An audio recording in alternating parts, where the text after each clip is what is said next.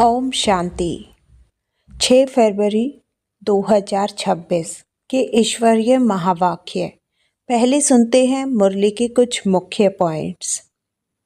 बाबा ने कहा, प्यारे मीठे आत्माओं, क्या आपको पता है यह चढ़ती कला का समय है। क्या आपको याद है हमारा भारत कभी गरीब नहीं साहूकार था। और क्या आपको यह भी पता है कि आज स्वयं गरीब निवाज बाबा हमें फिर से सतयुगी बादशाही का वर्षा देने आए हैं।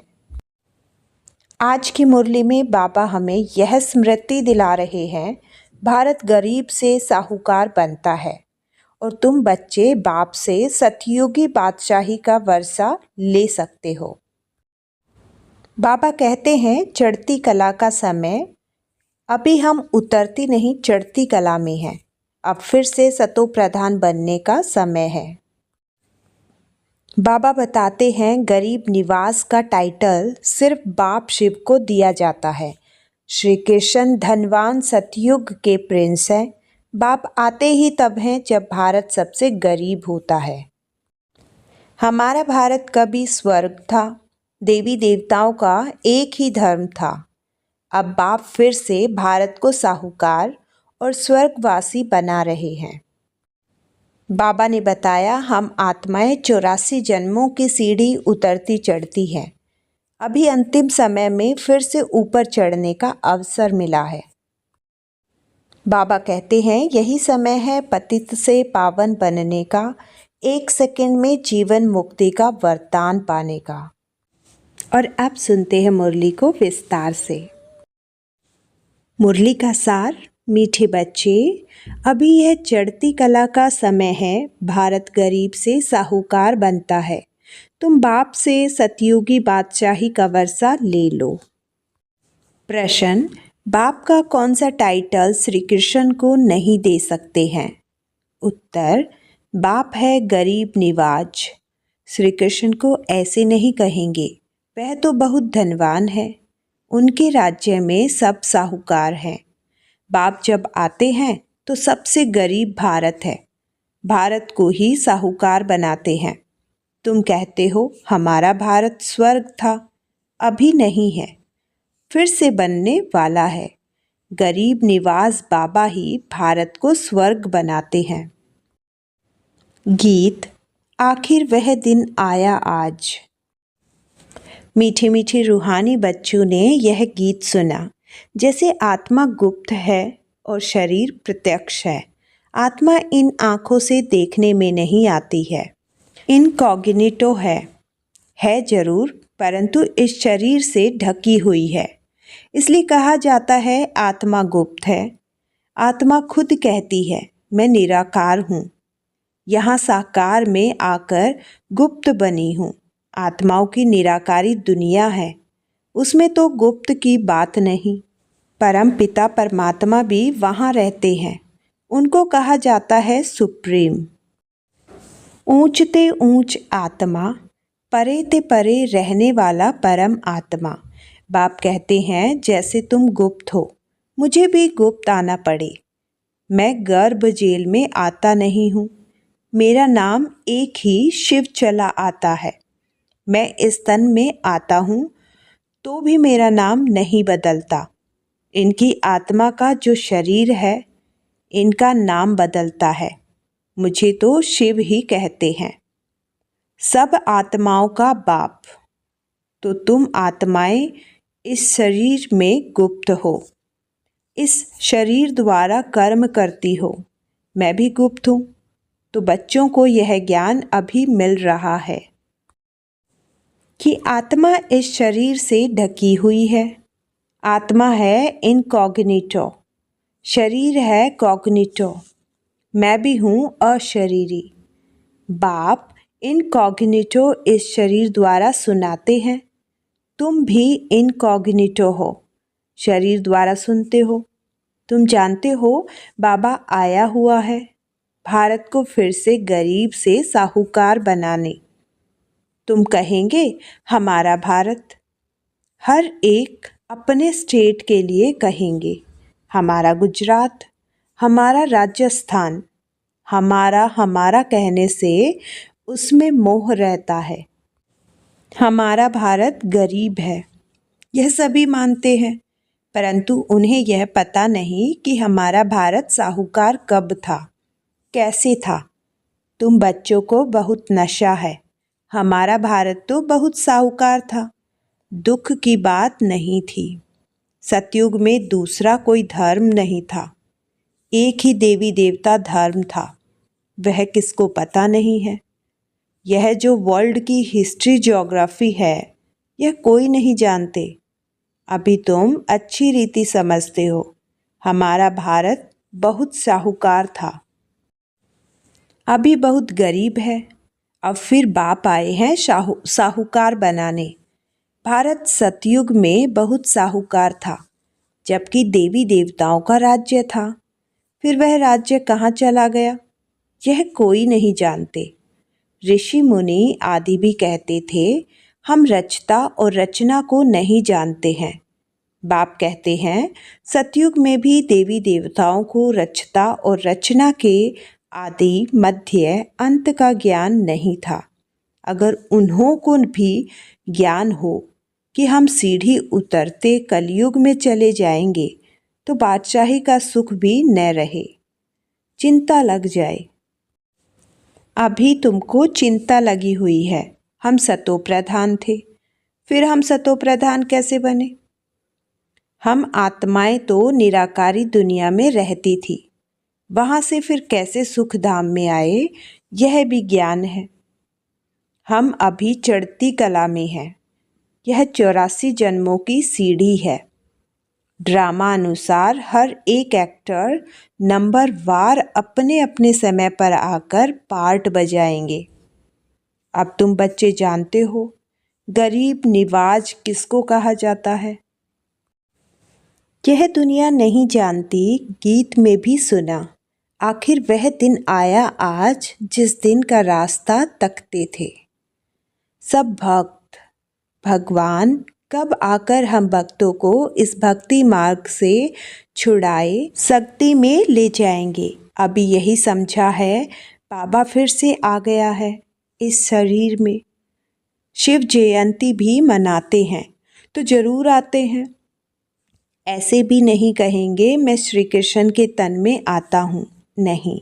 बाप कहते हैं श्री कृष्ण की आत्मा ने 84 जन्म लिए हैं।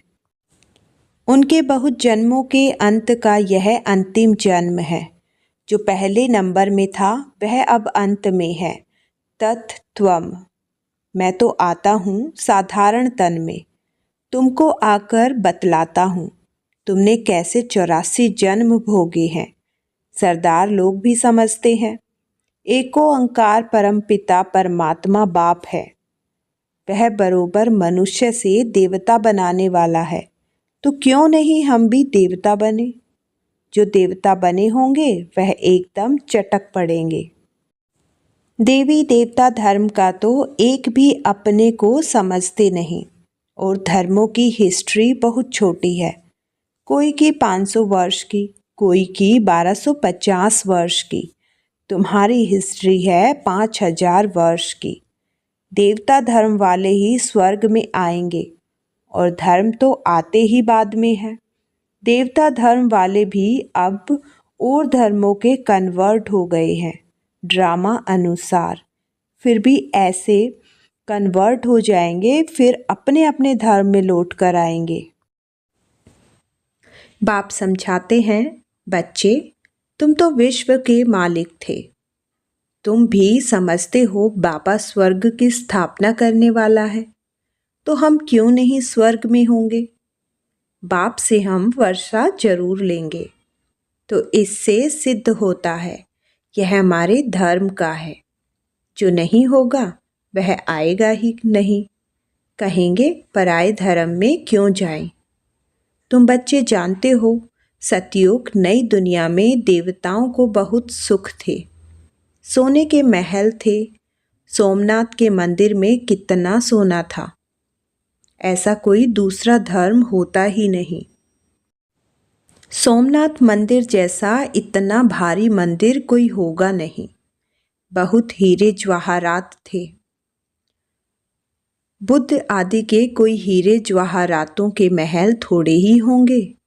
तुम बच्चों को जिस बाप ने इतना ऊंच बनाया है, उनकी तुमने कितनी इज्जत रखी है। इज्जत रखी जाती है ना। समझते हैं अच्छा कर्म करके गए हैं।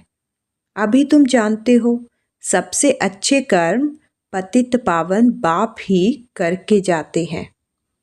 तुम्हारी आत्मा कहती है सबसे उत्तम से उत्तम सेवा बेहद का बाप आकर करते हैं।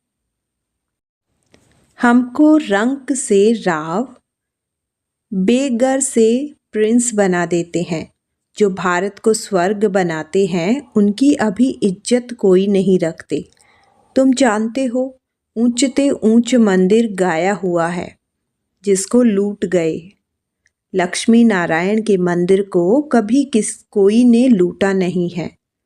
सोमनाथ के मंदिर को लूटा है।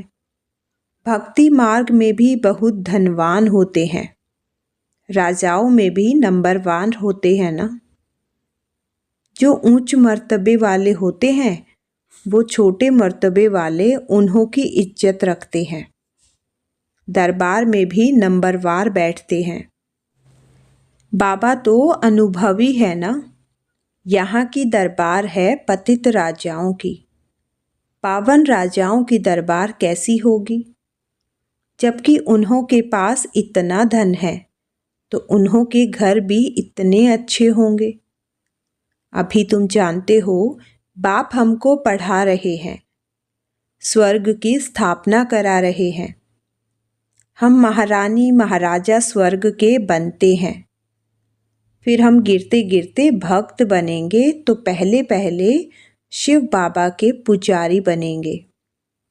जिसने स्वर्ग का मालिक बनाया उनकी ही पूजा करेंगे। वह हमको बहुत साहूकार बनाते हैं। अभी भारत कितना गरीब है। जो ज़मीन 500 रुपये में ली थी उसकी वैल्यू आज 5000 से भी अधिक हो गई है। यह सब है आर्टिफिशियल दाम। वहाँ तो धरती का मूल्य होता नहीं। जिसको जितना चाहिए ले लेवे। ढेर के ढेर जमीन पड़ी होगी। मीठी नदियों पर तुम्हारे महल होंगे। मनुष्य बहुत थोड़े होंगे। प्रकृति दासी होगी। फल फूल बहुत अच्छे मिलते रहते हैं। अभी तो कितनी मेहनत करनी पड़ती है तो भी अन्न नहीं मिलता।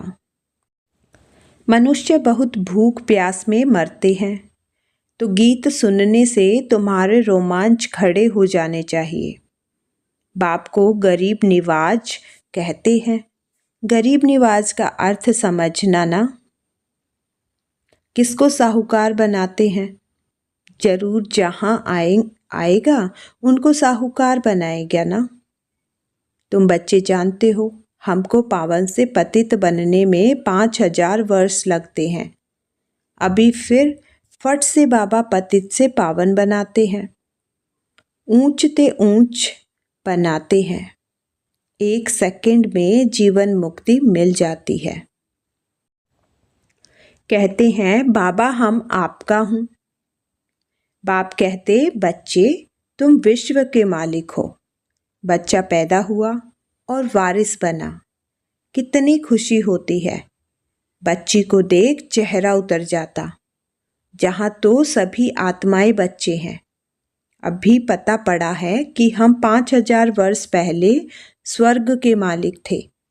बाबा ने ऐसा बनाया था। शिव जयंती भी मनाते हैं परंतु यह नहीं जानते कि वह कब आया था। लक्ष्मी नारायण का राज्य था यह भी कोई नहीं जानते।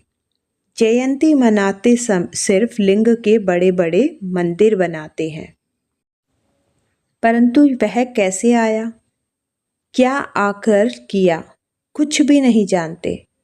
इसको कहा जाता है ब्लाइंड फेथ, अंधश्रद्धा। उनको यह पता ही नहीं कि हमारा धर्म कौन सा है, कब स्थापन हुआ। और धर्म वालों को पता है बुद्ध कब आया, तिथि तारीख भी है। शिव बाबा की, लक्ष्मी नारायण की कोई तिथि तारीख नहीं है।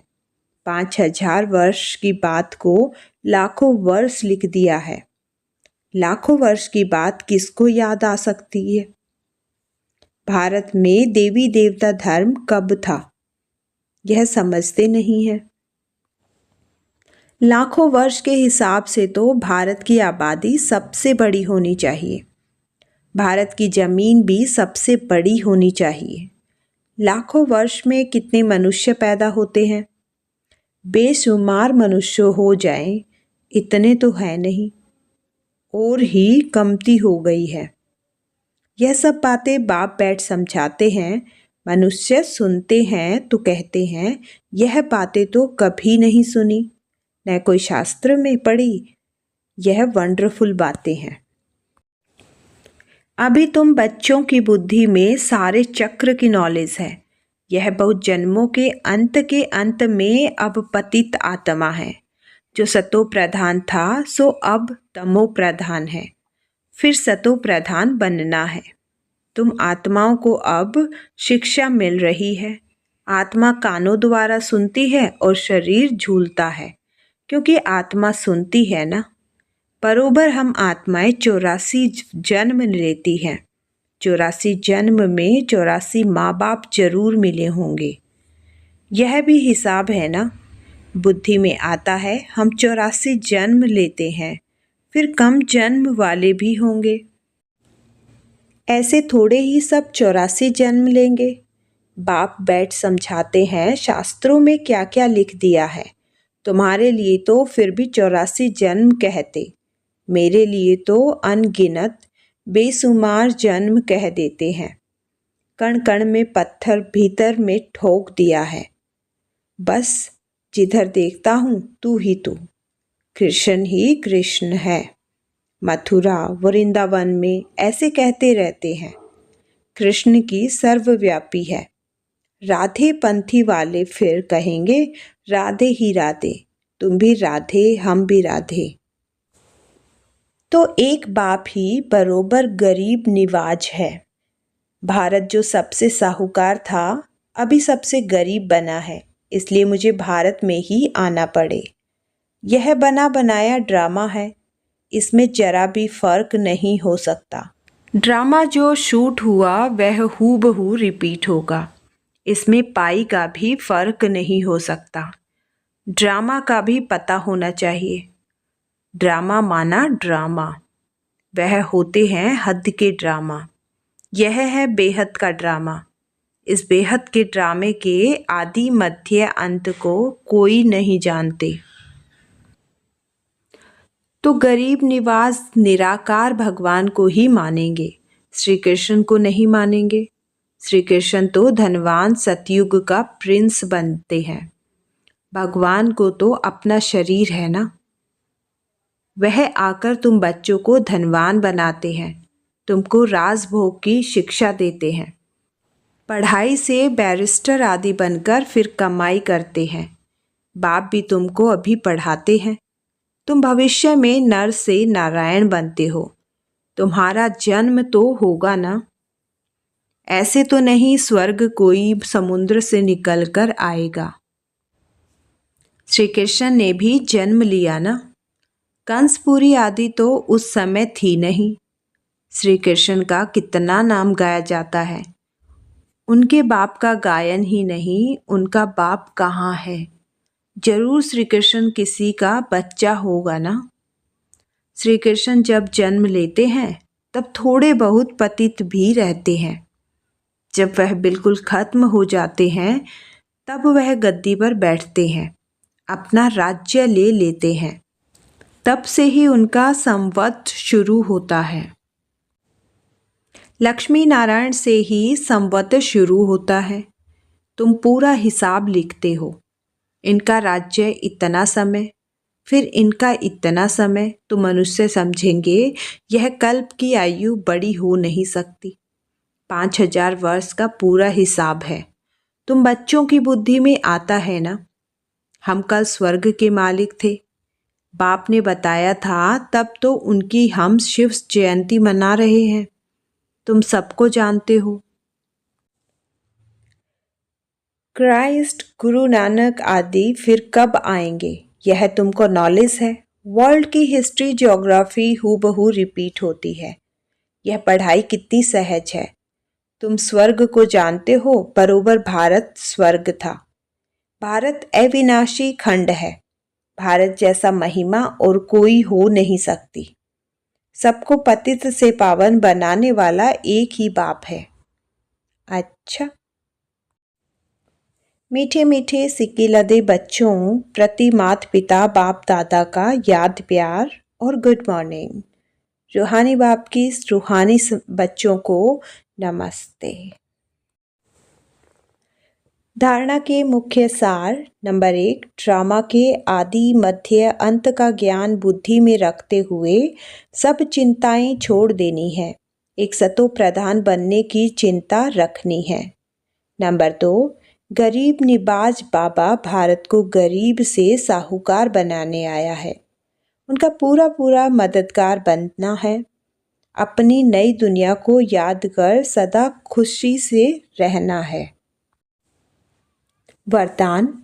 दिल में सदा एक राम को बसाकर सच्ची सेवा करने वाले माया जीत विजयी भव। हनुमान की विशेषता दिखाते हैं कि वह सदा सेवाधारी महावीर था, इसलिए खुद नहीं जला लेकिन पूंछ द्वारा लंका जला दी। तो यहाँ भी जो सदा सेवाधारी है वही माया के अधिकार को खत्म कर लेते हैं।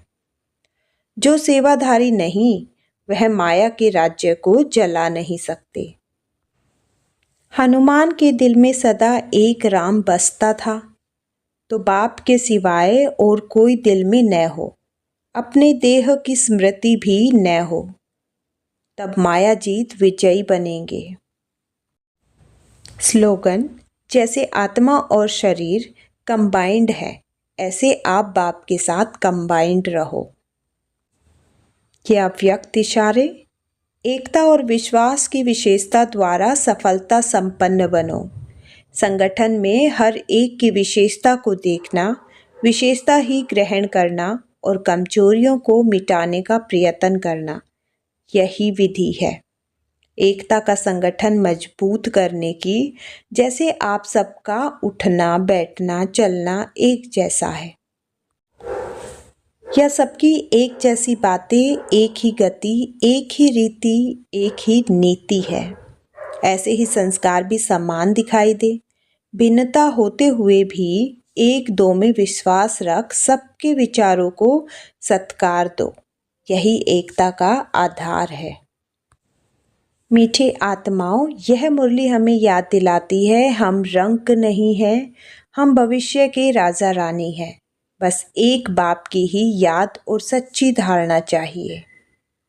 ओम शांति।